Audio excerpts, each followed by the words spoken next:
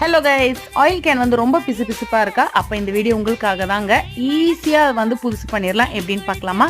First வந்து நம்ம 1/4 மணி நேரத்துக்கு முன்னாடியே நீங்கள் ஆயில் கேனை வந்து தண்ணியில் ஊற வச்சுருங்க. அதுக்கப்புறமா வந்து நாரில் வந்து நீங்கள் கொஞ்சமாக லிக்விட் ஜெல் அப்படி இல்லைன்னா சோப் யூஸ் பண்ணுறதா இருந்தால் சோப் போட்டுட்டு நல்லா வந்து இந்த மாதிரி வந்து நல்லா தேய்ச்சி விடுங்க. ஒரு 2 to 3 டைம்ஸ் நீங்கள் இந்த மாதிரி தேய்ச்சாலே சைடில் உள்ளது எல்லாமே வந்துடும். அடுத்து வந்து நம்ம இந்த அளவுக்கு வந்து கழுவுனதுக்கப்புறமா உள்ளெல்லாம் பாருங்கள் கொஞ்சம் வெள்ளை வெள்ளையாக இருக்குது. அதுக்கு நம்ம என்ன பண்ணணும்னா 1 ஸ்பூன் கல்லுப்பு நீங்கள் சேர்த்துட்டு கொஞ்சமாக லிக்விட் ஜெல் அப்படி இல்லைன்னா சோப் தண்ணி எதுவாக இருந்தாலும் ஓகே, அதை நீங்கள் ஊற்றிட்டு நல்லா ஃபோர்ஸாக தண்ணி பிடிச்சி ஒரு 2 to 3 டைம்ஸ் நல்லா குலுக்கி நீங்கள் இந்த மாதிரி கழுவுனாலே உள்ளே உள்ளதெல்லாம் தானாகவே வெளியே வந்துடுங்க.